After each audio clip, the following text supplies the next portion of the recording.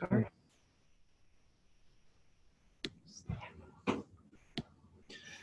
Good afternoon, folks, and welcome to the second in Drexel's College of Computing and Informatics Masters of Science in Information webinar series. My name is Alex Poole, and I am an assistant professor here at CCI.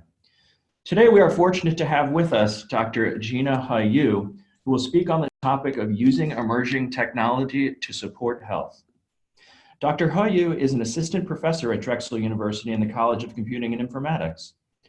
Her research areas include human-centered computing, computer-supported collaborative work, and health informatics. She leads the Health and Happiness Design Lab. Dr. Huh-Yoo's current research projects include using conversational agent and other mobile and web-based technologies to improve health in everyday settings, which she will discuss today. She has been PI of NSF and NIH-funded projects in improving information quality of online health communities and designing and evaluating acoustic sensor-based awareness systems for family health. She serves on the steering committee for ACM CSCW, Committee on Human Research at the American Psychological Association, the Best Paper Nomination Committee for CHI, and the program committees for ACM CHI, AMIA, and IEEE Pervasive Health Conferences. Again, I'd like to thank all of you for being here, and I'm honored to introduce Dr. Huh-Yoo.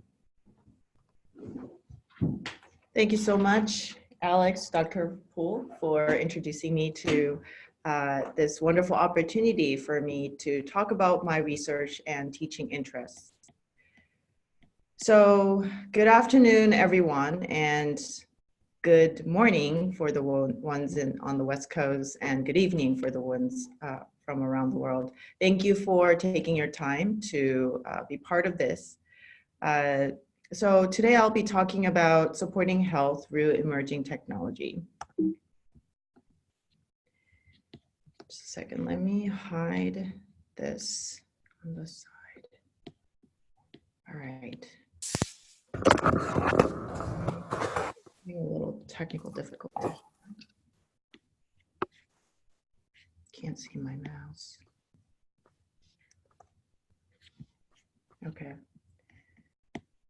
The video is hiding my slide and I need some help with this. Can you get, what's her name? I'll get started before I talk about myself. I'll introduce the new MSI program. So it's Masters of Science in Information. So we have a new degree major added to this program called Human-Computer Interaction, in addition to what we already had as a very strong degree in library and information science and digital content management. So I'll be talking about my research and teaching interests in this webinar to talk about how I support as a faculty in human-computer interaction. So as we wait for a person to get rid of this video on top, so my research areas are human-computer interaction, computer-supported collaborative work, and health informatics. And the examples of the courses I teach in the next 2 quarters would be Info 680, Understanding User Experience Research Method, Designing with Data, and Human-Centered Design Processing and Methods. So throughout these courses, I'll be teaching students how to use the different skill sets, both qualitative and quantitative research methods, to understand what the user needs are and their system use. And so as we collect those data, how we can use that for design requirements. Can you come over here? And so then how do we come to actual creation of the design? Can we get rid of that thing on top? I can't see my mouse. Okay, so you want to share this instead of a camera? I just want to get rid of this on top. All right. Yes, and I can't see my mouse.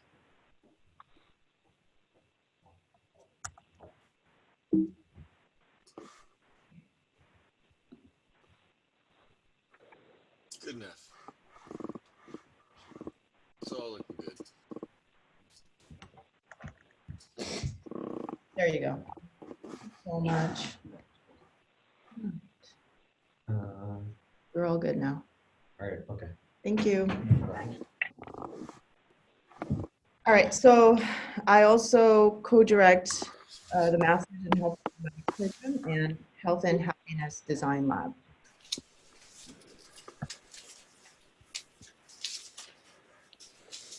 So, okay, someone has their mic on. User interface. Sorry, if everyone could mute yourselves, that would be great. Thank you so much. All right, so in my research, there are three core pillars: people, health, and technology.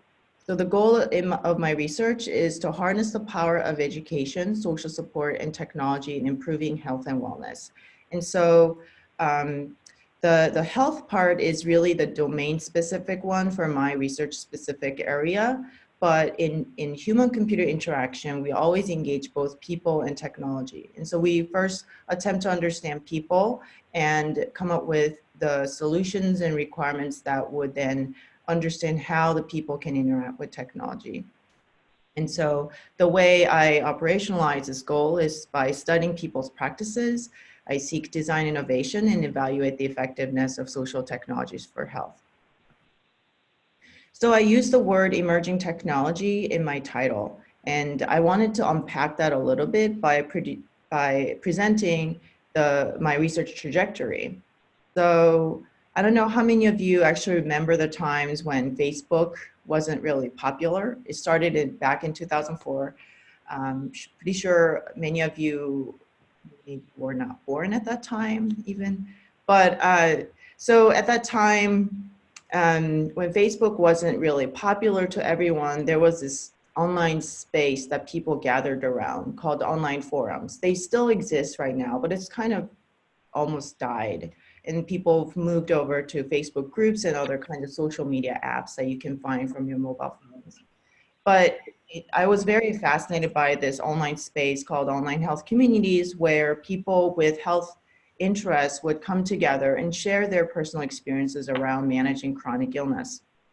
And so we were using state-of-the-art text classification and natural language processing techniques to analyze the text of the posts that people posted online, and using that information to understand people's needs, and then coming up with different ways in which we can further support the needs that they have in the moment. And so this work has been funded by National Institutes of Health, and our goal was to automatically detect when people need certain kinds of support, and then provide and infuse the kinds of information they might need in the midst of their conversations with others. So as time went by, people started adopting other kinds of technologies, such as mobile phones, smart devices at home, like Google Home. And then the question became, how can we utilize these sort of everyday smart devices, emerging technology, to support the needs around health support, health management?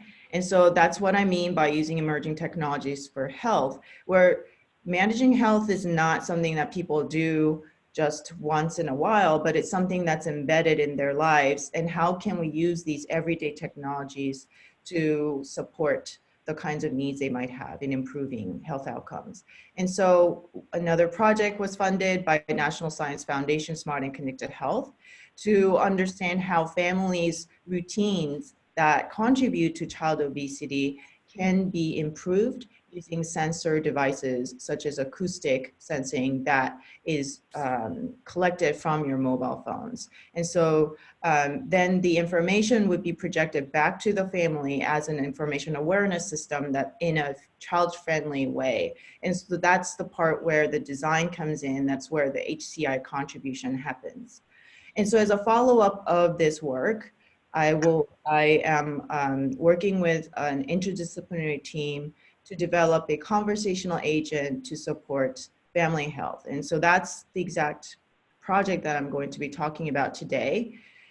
It's called Tailorable Autonomous Motivational Interviewing Conversational Agent, TAMICA.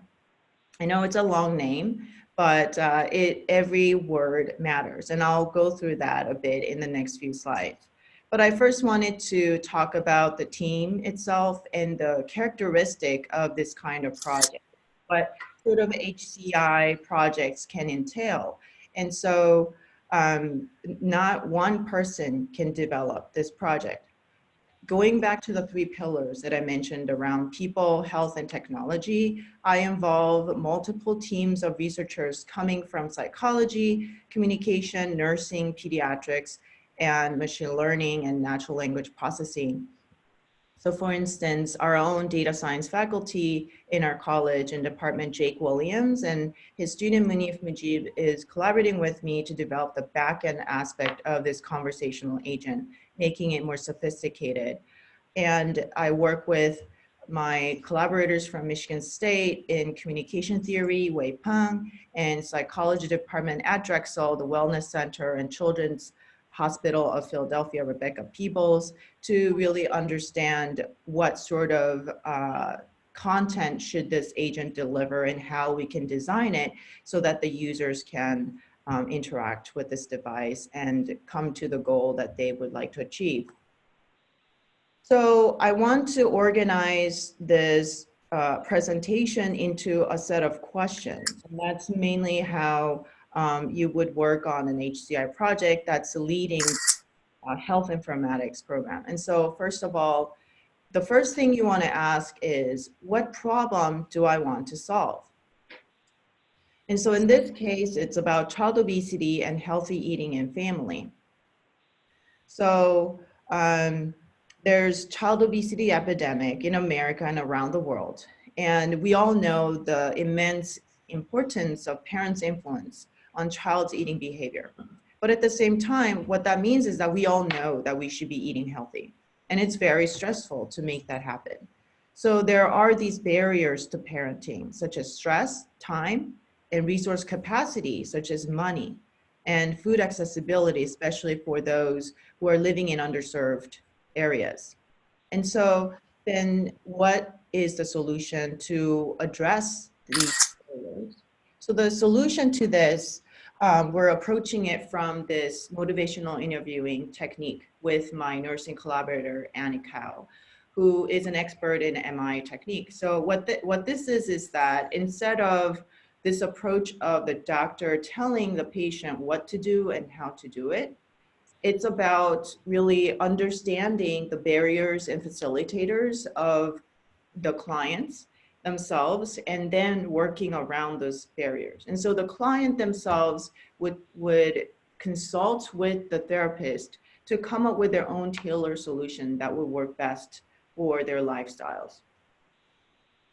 And so then how can we use this MI technique in the context of technology, me being the HCI person? And so, by using technology, what the benefit that we can bring is the scalability and increasing efficiency. And so how do we reduce the burden of the therapist and training multiple therapists so that this technique can be more accessible for people, because it might not be covered by insurance. People might not have insurance. And so how do we make these sort of techniques accessible to people with various levels of exposure? And so the idea of this project was, okay, people have these conversational agents in their homes. It might be easy to even install on their phones. There's a wide variety of ways in which people can have access to these agents. And so commonly people have something called Amazon Alexa or Google Homes that they might use for minute things, but are there ways in which we can further utilize this? And so I want to first show you a prototype of using conversational agent that conducts the MI technique in the very basic way. Hey Google, find a solution for me. Okay, getting the test version of Find a Solution for Me. From 1 to 5, how important is physical activity for you? 4. What prevents you from Oops, sorry.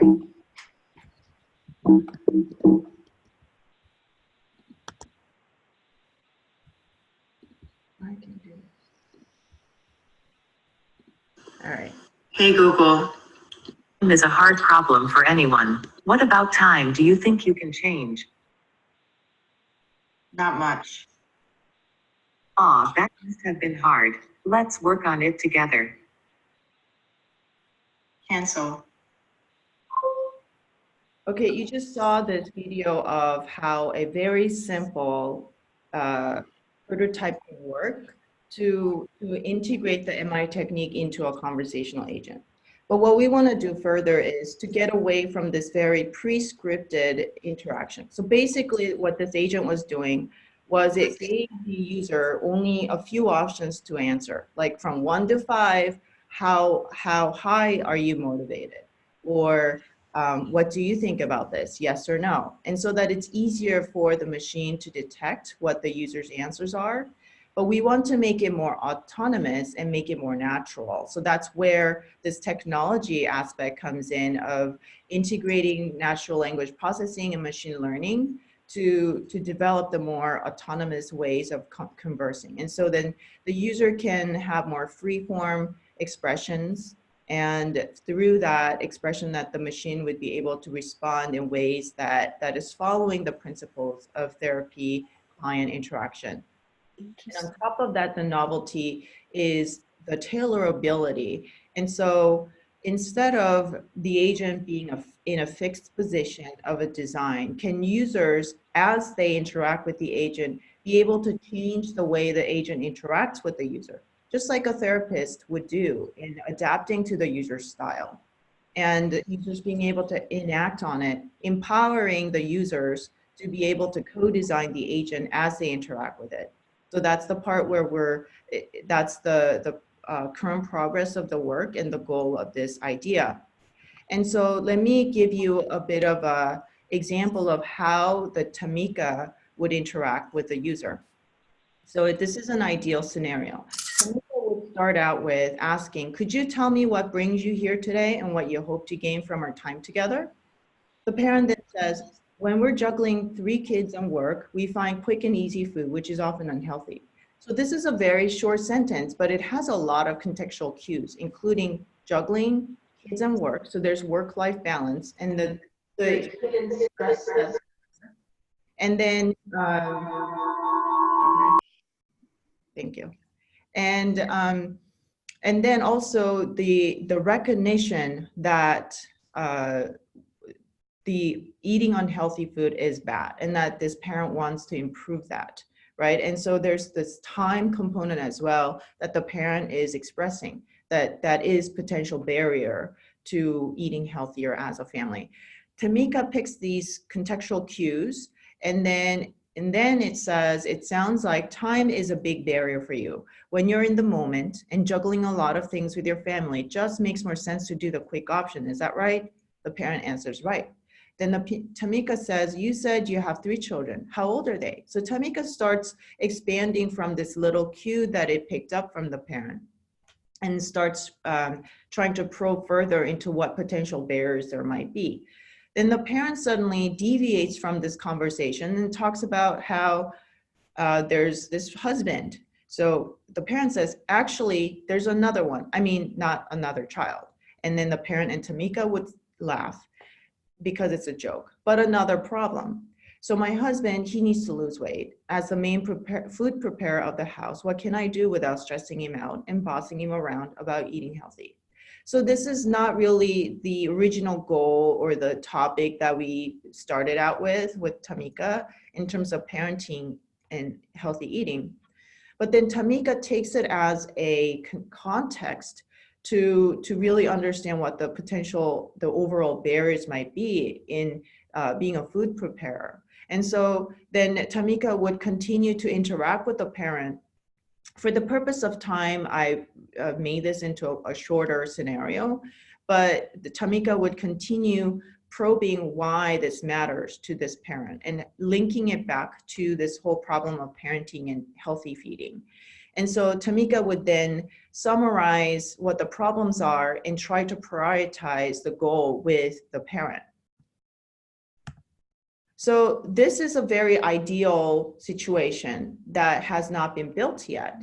But in coming to this, you can imagine a lot of different mistakes that the machine might be making. You could even, I'm sure you've experienced these instances where you you interact with the smart device, and then you kind of feel like it's sort of dumb, or that it didn't really address what you were exactly trying to do. I'm sure you have all those experiences. And so the importance here is enabling humans to be in the loop, instead of us trying to develop the very perfect robot that's exactly like humans, but enabling people and users to be part of this, this whole design process of the agent.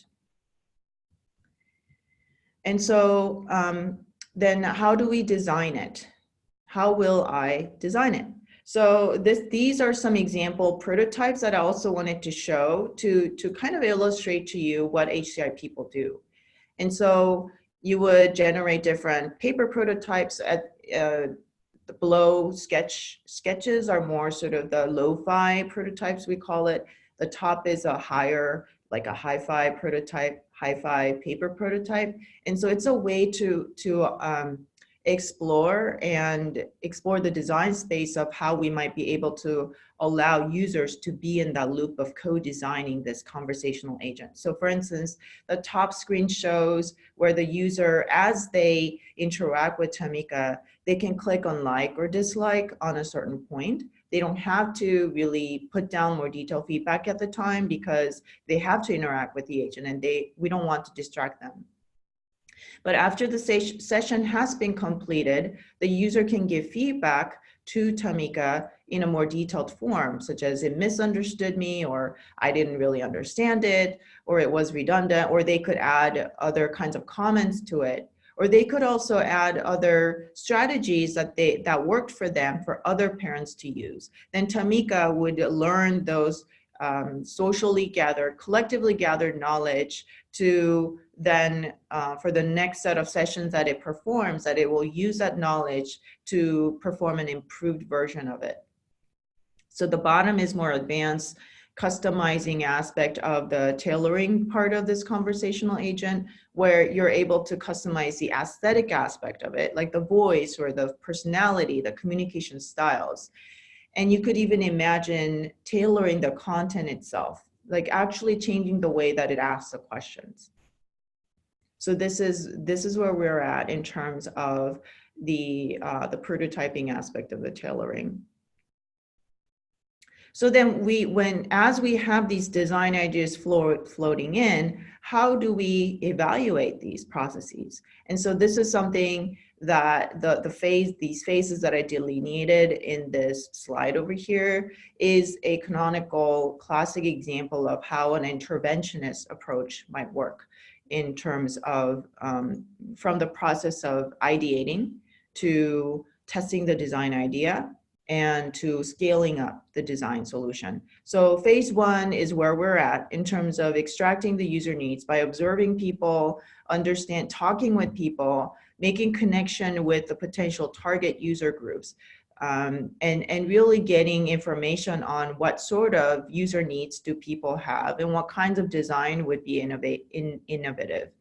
And then moving on to phase two would be then making it into more workable prototypes that users can actually try out. And so it would be usability testing and conducting iterative prototyping, where people give feedback, we incorporate it right away. And then the next usability testing or user testing would involve the improved prototype. And so constantly improving the prototype design over time. And at some point, we make it into a working prototype so people can actually try it and use it, and we just observe them using it instead of people telling you what they want, which is mostly, it doesn't work very well, because what people say they want isn't really the same as what people actually would do.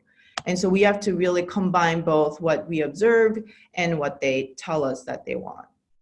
So then moving on to phase three would be something that happens in maybe like 3rd to 5th year, when your system is ready, you're confident as a researcher and as the stakeholders who've been involved in this design process, we're now confident to deploy it in the field and see if it works. So first we would start with feasibility testing of maybe recruiting 2 to 5 families and having them try it out and see what the technical feasibility is. If we scale it up, do our servers even work when we start deploying it into actual usage?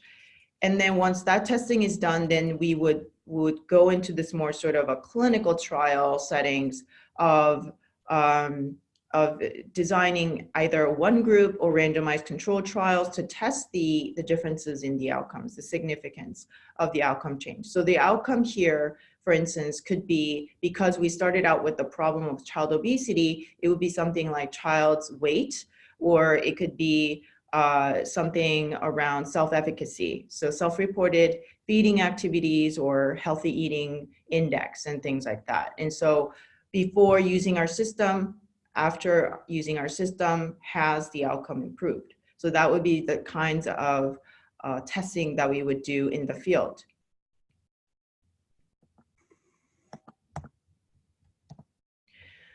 So far, I talked a lot about this very streamlined process of how, a very clean version of how my research might work. But I just wanted to add another slide on this messy parts that are behind, implications of doing this research. So how do we actually make it happen? And so when you develop this conversational agent, like the prototype, the very basic prototype you saw, I was using Google's Dialogflow, and it's an API that's available for public to play around with.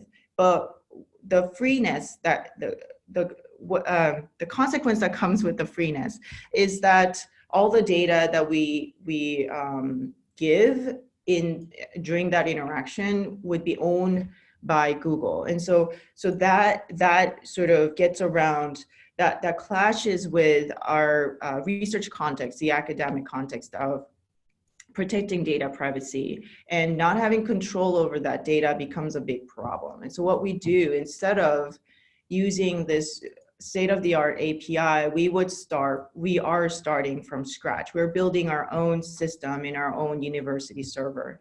And so on the left is showing that sort of architecture around how we might be able to then make the data transparent for the research participants. This is yet another project that I'm proposing to do, but there's this sort of like perception about privacy coming from the research participant, and then the research participants as potential future users of the system. And so there might be different people's perceptions around, oh, I don't use these Amazon Alexa because of these privacy issues, right? So there's those sort of perceptions that are playing into using conversational agents. And so it's different from whether it's actually secure and private, even though we promise that it's going to be enclosed in our university server, people might still perceive that it's not to their expectation of data privacy. At the same time, people might prefer to use Alexa even though their data is not protected by Amazon. And so there's this very interesting problems around data privacy that we would have to consider when designing the system, and how do we work with people's perceptions and actual requirements around regulations in developing these kinds of technologies. And in terms of sustainability of the solution, are we really looking into just having them try it out for 3 months, or do you actually want to commercialize it and make it deployed over to the public space? What does that entail? And so that's where engaging the sort of other departments in Drexel University of commercialization and maybe small business grants might come in. And I have some collaborator who might be interested in working on this project to commercialize a part of this project. And so how does that process even work? Where does the intellectual property, how do we manage all those things? And who are the target users? There's this limit to how much we can scale it and generalize it. And so how do we scope this project so that it's accepted by certain target users? It could be modified, tailored with a different kinds of platforms, such as chatbots in mobile texting, because some people might not have the internet bandwidth to use this conversational agent that requires a lot of bandwidth in terms of speech to text and text to speech technology behind. And so can we use texting technology instead for other kinds of target groups? So these are the different things that we might have to consider as part of designing this whole project. And then what's the difference in what we develop from the academic context to the real world? And so this can be done by, again, collaborating with places like Microsoft Research and another collaborator that I mentioned. And they're really understanding what sort of scopes and different goals we might have in academia versus the real world. So I want to go back to this slide that I started out with in the beginning around the new HCI major. And so I went through this project called TAMI to really give you a sense of how an HCI technique and methods can be used in the context of research project in an academic context. But you could still distill a lot of these skill sets, use those skill sets to develop really interesting skill sets for in the field, in the industry context. And so for the HCI majors, what they can do with this sort of set of skill sets after they graduate this program would be something like user experience designer, user experience researcher, UI developer, usability specialist, interaction designer, or information architect. And there can be many other ways in which they can sort of conceptualize their job descriptions. I just wanted to credit and mention my H2 Design Lab team members, Deva, Smriti, Eugenia, Hyungwook, and Munif, and then also collaborators from TAMI. Thank you very much. And I'm open to any questions you might have.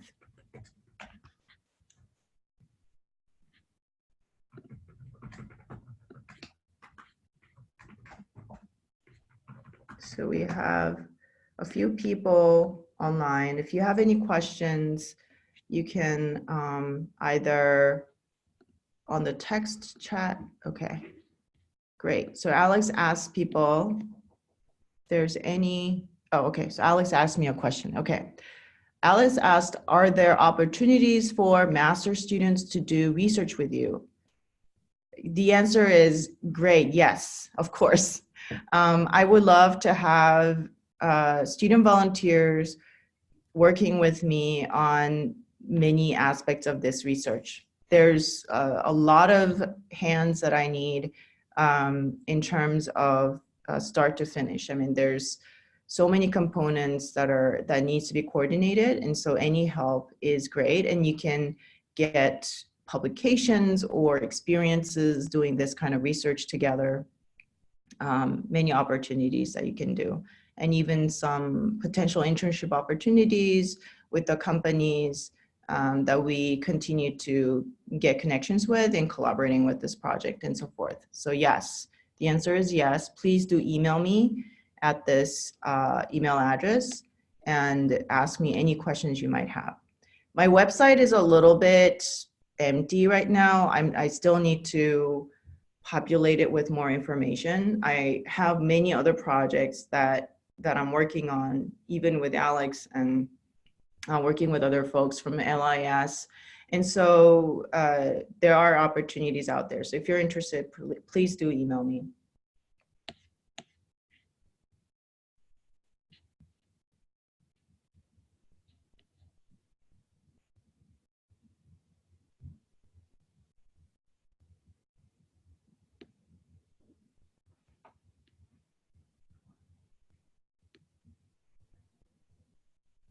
So I guess because we don't have any questions, we can just end the webinar here. But if you have other questions, please feel free to email me. And those who are just watching the recording of this, you can email me at any time.